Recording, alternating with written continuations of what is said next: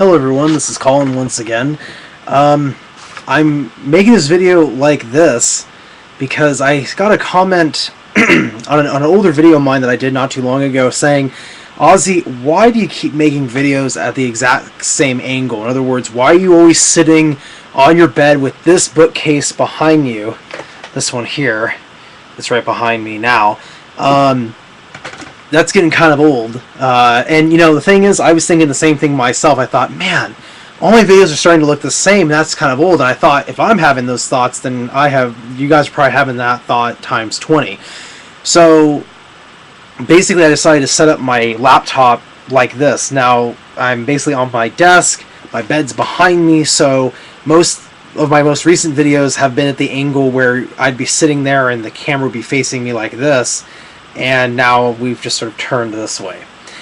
Anyway, so for those of you who are like, you know, you need a change, here it is.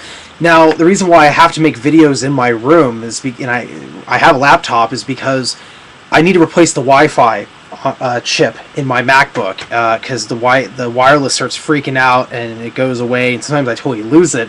So I have my computer plugged in directly into the internet. So that limits where I can go with this laptop as far as making videos, because when it's processing, if it sometimes doesn't work properly. Anyway, sorry, this is a boring introduction, but hopefully I can get it replaced, and I also want to purchase the Movie Maker equivalent for Mac, so I can make longer videos and just upload them, and I can actually record them anywhere, record videos anywhere, and then just upload them later. That's my ultimate goal. So bear with me. I know this gets really repetitious, but I'm going to try and at least change the angles while I'm in here until I can either replace the Wi-Fi chip or I can actually get the app that I can record videos longer than 15 minutes, actually. Anyway, so this video, the title of it is, for your consideration, the Essential Seyyed Hossien Nasr. Now, Nasr is a Islamic philosopher, a Muslim philosopher, and I don't really know what his exact background is, whether he's Sunni or Shia, and frankly, I don't really care. I've heard him described as a modern-day scholar of the Mu'tazilite school of thought, which I found that fascinating, and I was recommended to read his book and some of his essays by some Muslim friends of mine who know where I'm coming from now as far as my position and point of view when it comes to theology. And so they recommended that I read some books by him. And I actually found that I have a book by him already in my library called, I forget what it's called now, but it's basically his book on the history of Sufism. And I know that I believe he's Iranian, but I don't actually know whether he's Shia or not. And in his writings about Islam, and I got this from actually reading his essays, even if he is Shia, he can be, and if he was Sunni, I'd be saying the same thing, he can be objective enough where he can write about pretty much any subject and not belong to a particular school of thought to make his point. He holds certain philosophical positions which I agree with, which sort of transcend sectarianism. So even if he is a 12er Shia, which I don't even know if he is, it's sort of irrelevant because most of his positions have nothing to do with being a 12er Shia. Again, not that it would bother me if he was, but I know that there may be people leaving a comment, something to the effect of, he's a Shia, and just dismissing him outright. Well, I'm not. So there we go. Okay. In this particular book, which I recommend people to read, he talks about a wide variety of topics. But the one that I want to comment on is, in one of his essays, he talks about belief and following religion.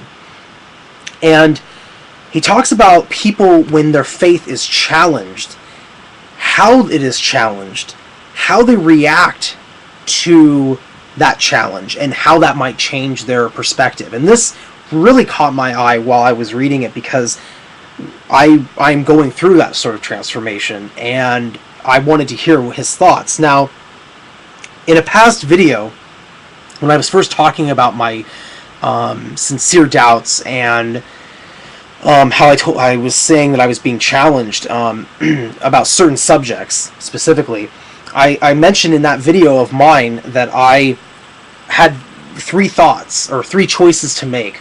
And based on one of these choices, I decided to take one of them.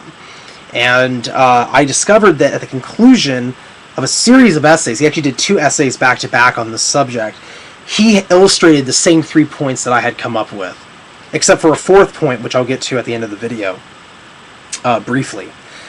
And so his essay was essentially, what happens when you belong to a religious tradition? Like, let's say you're a Muslim, or you're a Christian, or you're a Jew, or you're Hindu or something, and you are faced with another religious tradition. And not just faced with another religious tradition, but what happens when you start realizing that there are commonalities with your religious tradition?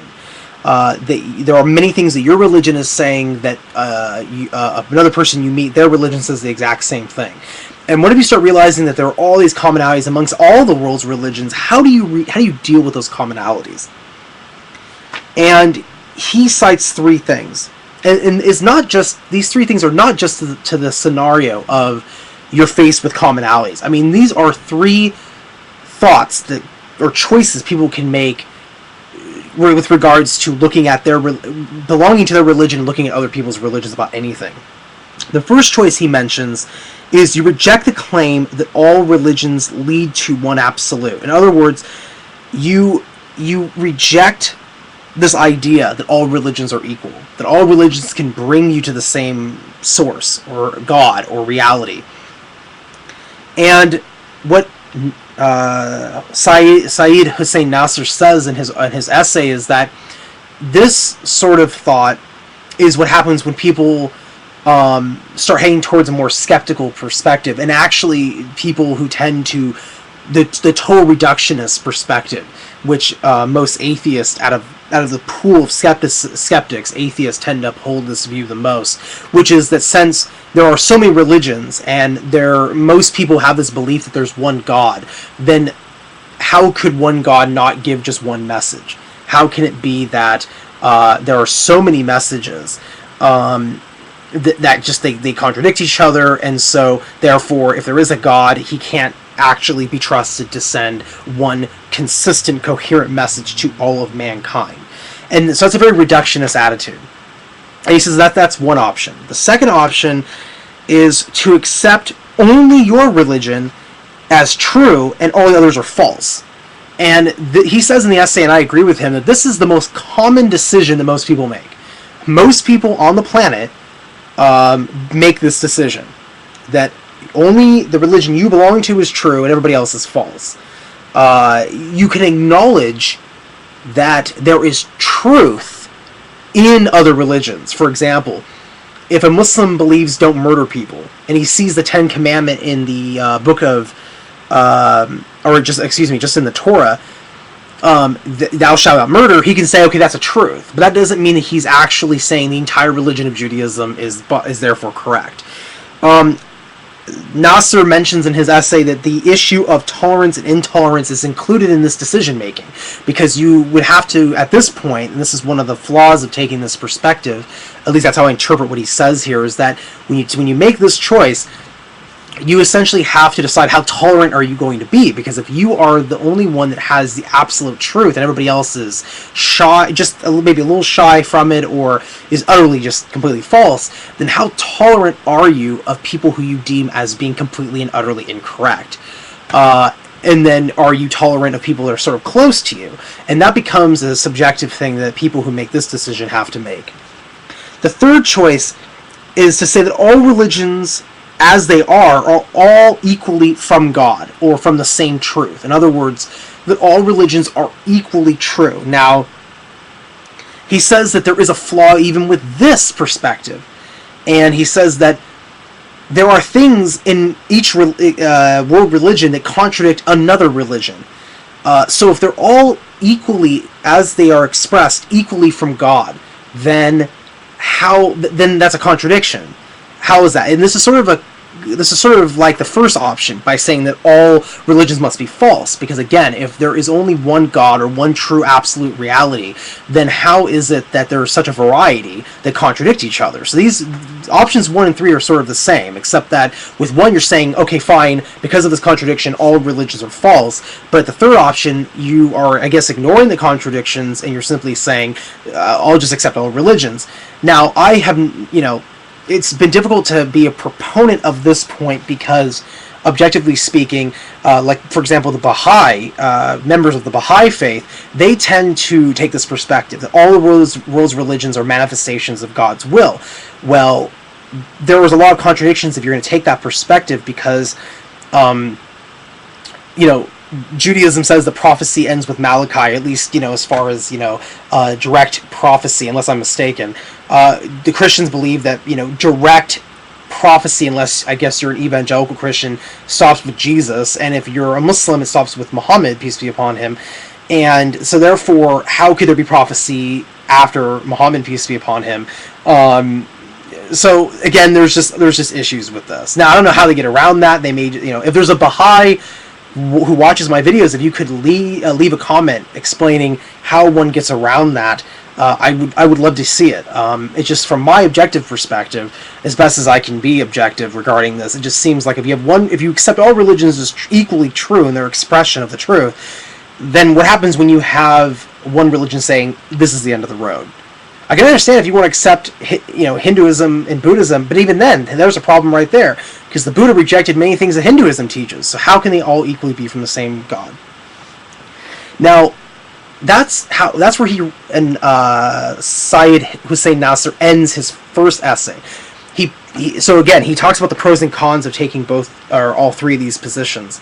In the second essay, which I feel is a follow-up, even though he doesn't clearly say this, this is the next essay in the book, and he entitles it The Perennial Philosophy. Now, the perennial philosophy is a concept that was coined in English by Aldous Huxley, who wrote the book The Perennial Philosophy, and he's also more famous for writing the book Brave New World. He was a philosopher as well as a fiction writer, and excuse me, he was really spiritual and whatnot. And what he did is he not only did he show examples of the perennial philosophy, but he also talks about the history of the perennial philosophy.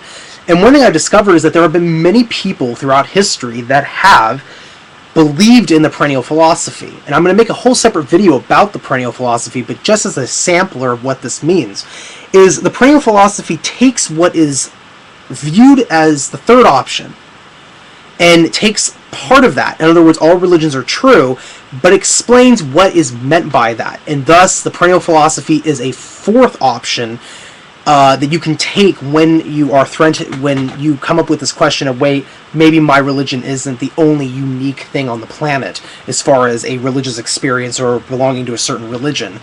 The perennial philosophy states that it's not everything about every religion that's all true, but that there are core virtues, core values, archetypal concepts that we as humans, via religion or philosophy, believe in and express. And how we express them are all equal. So there are these core concepts that are in all religions that are expressed, and these are the cores of each faith. Now, there are extra things that end up being expressed in each wisdom tradition or each religion, and that makes the religion unique. So, of course, you may have these contradictions between an external expression, such as, what was the fate of Jesus, peace be upon him? In Christianity, he died 3 days, he came back from the dead. In Islam, he was not killed on the cross, and there was no death and resurrection.